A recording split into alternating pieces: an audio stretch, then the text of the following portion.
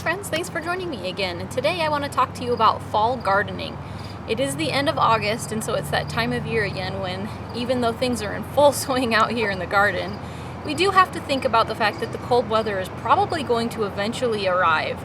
Now, typically we get our first fall storms here come in September, but I want to talk about it now because there's some things to do with protecting your plants when that cold weather comes, but also things that you can be planting and doing now to have stuff ready before that time. Let's talk about the tender fruits first. So the tender garden plants are going to be like tomatoes, eggplants, peppers, beans, cucumbers, melons, summer squashes, corn, things like this. These types of plants do not tolerate the cold weather whatsoever. So when it starts to come, you have cold weather coming. If you have them in potted plants, of course the easiest way would be to just bring them inside. But it's a little more complicated when you have, plants that are planted in ground out here. Typically, a lot of people will just protect them. They'll put, like bed sheets or, sheets of plastic or whatnot over top of them, and that works actually very well. The ground is actually what heats the plants. So during the day, it'll be all sunny or warm. The ground absorbs a lot of the heat from the sun, and then when you put your sheet or your cover on top of it, the heat actually radiates from the ground up. And so because it is so small, it can make a 12 to 15 degree difference inside versus the temperatures outside, assuming it's not windy. If it's windy, you can have a decreased result there. But yeah, of course, when you put them there, you're going to want to put bricks or rocks or something around the outside edges to hold it down in case it is windy. But sometimes it can be a little confusing as to what temperatures you need to cover and which ones you don't. Typically, if it's about 38 or 40 degrees Fahrenheit, which is about 4 degrees in Celsius, that's when you're going to want to cover your tender plants, the ones mentioned earlier. If you have the temperatures go to about 32, or just below for a short time, very short time, that's what they call a light frost. That can damage these plants severely. So if you have the 38 to 40 degree temperature, you can cover them just to keep them going, because sometimes when it gets that cold, these plants can start shutting down. They won't produce fruit and whatnot anymore. If it's 32 or just below, that light frost can kill a bunch of the foliage, and that can definitely damage the plant more severely. And then if you have temperatures that are going to be about 25 degrees Fahrenheit or -4 Celsius, that is what we call a hard frost, and that will kill all of these plants entirely, and it will also freeze the fruit. So of course 0 degrees Celsius, 20 or 32 degrees Fahrenheit is where water freezes. These fruits do tend to have, tomatoes and things like that. They have a higher sugar content, and that sugar kind of acts as an antifreeze, which helps keep them from freezing. But again, if it's 32 or just below for a short time, they'll be okay. But if it gets that low, 25 degrees, that's low enough that even the fruits will freeze and die. So a lot of people will choose to pick them and bring them inside and just have them ripen on the counter or whatnot at room temperature. So there are a lot of different methods. Some people will pull out the whole plant and they'll hang it in their garage if they have room for that.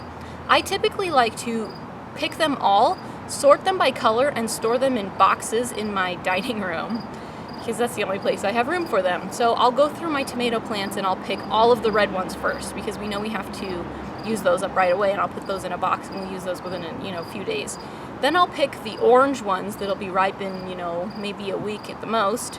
Put those all in a box. Then the yellow ones, those are going to be ready in a week and a half to 2 weeks.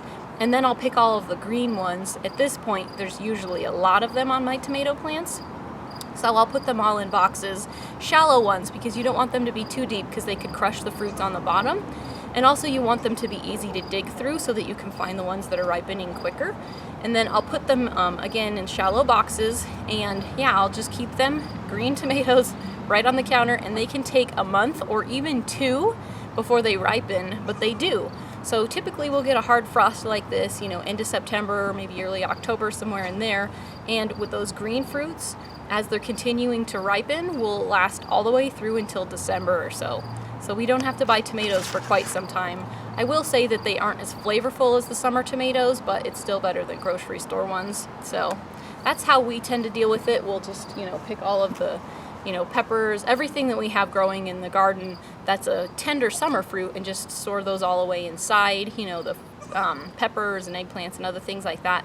We'll just put all those, and summer squashes and whatnot, we'll put those in the fridge, but we leave the tomatoes on the counter. Another suggestion would be a low tunnel. Low tunnels are plastic, but they're supported by a frame. So unlike just covering these with like sheets of plastic or with just bed sheets and things like that, a low tunnel would actually have a frame and then the plants grow underneath it. And this is good because there are several things that we have to protect our plants from.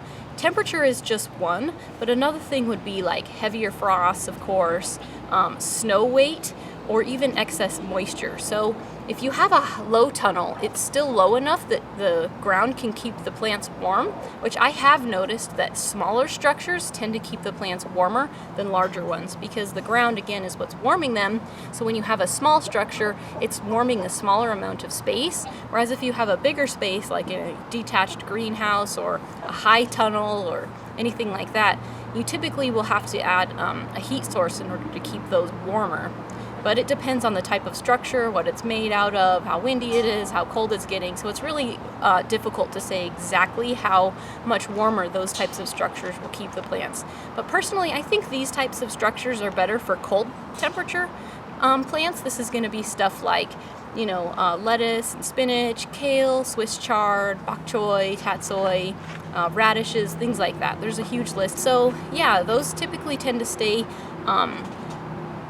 growing later into the year, and so you can do these one of two ways.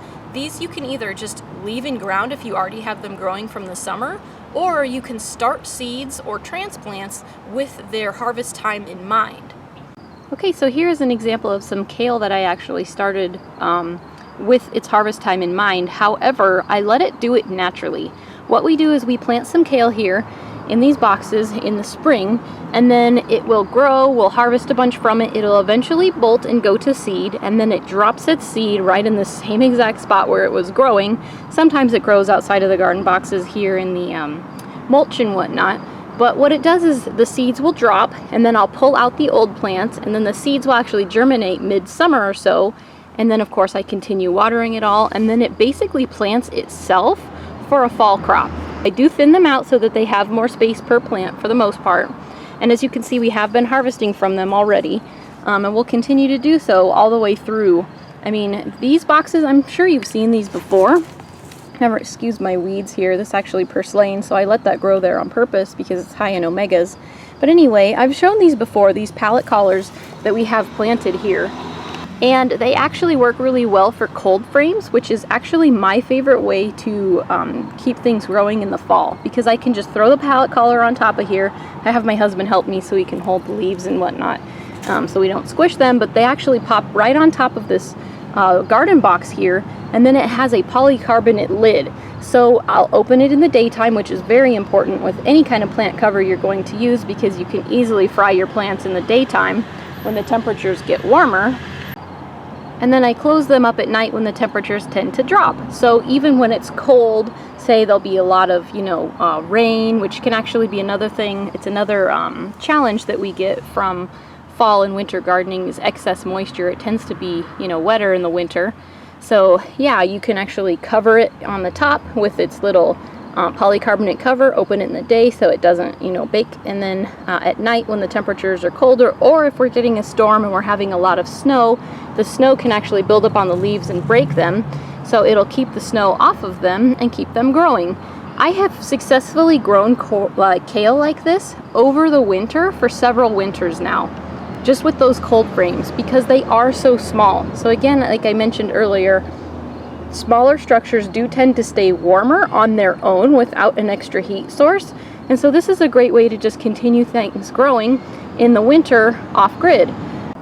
The next thing I want to talk about are root crops like these beets. It doesn't just apply to beets though, it can apply to turnips, carrots, parsnips, rutabaga, pretty much any root crop other than potatoes. So these you can just get by with mulching them. It depends on what temperature it gets, of course, but you want to mulch them until the beet is completely covered, and then they can handle light frosts. Heavy frosts will kill back the foliage, which of course is edible, so if you wanted to eat the foliage, of course you would want to harvest that. But you have a couple of choices. You can pick them, pull them out, and put them in your fridge. You could just clip off the tops and use those, and then leave the beets in ground, just the way that is, with it mulched. Or you can just mulch them and then leave them just as they are. However, again, just keep in mind that once those hard frosts come, it will kill back the foliage. So yeah, that's how I take care of my root crops like these beets. Okay, so here is another example. This is some cabbage that I started. It's actually small cabbage. The heads are supposed to be, you know, about the size of a fist or a little bit bigger so that they can grow nice and close together, which works perfectly for us because then when we harvest it, we have just enough for a meal just out of one head instead of a huge head that we have to store away.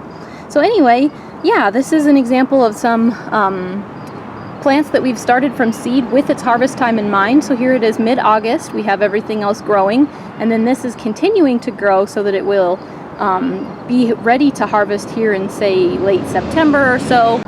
So we actually use all of these methods in our garden. We use the cold frames. I'll actually cover my tender plants with sheets and other things to keep those growing, and then we let stuff kind of self-seed naturally, and I will seed stuff and transplant it with the harvest times in mind. So there you go. Hopefully that was helpful to you. There are a lot of different methods that you can use. Again, you know, there are always different price points and whatnot, so just keep all that in mind. But, you know, high tunnels, greenhouses, cold frames, you know, even just plastic sheets and bed sheets and things like that. There are lots of different ways out there.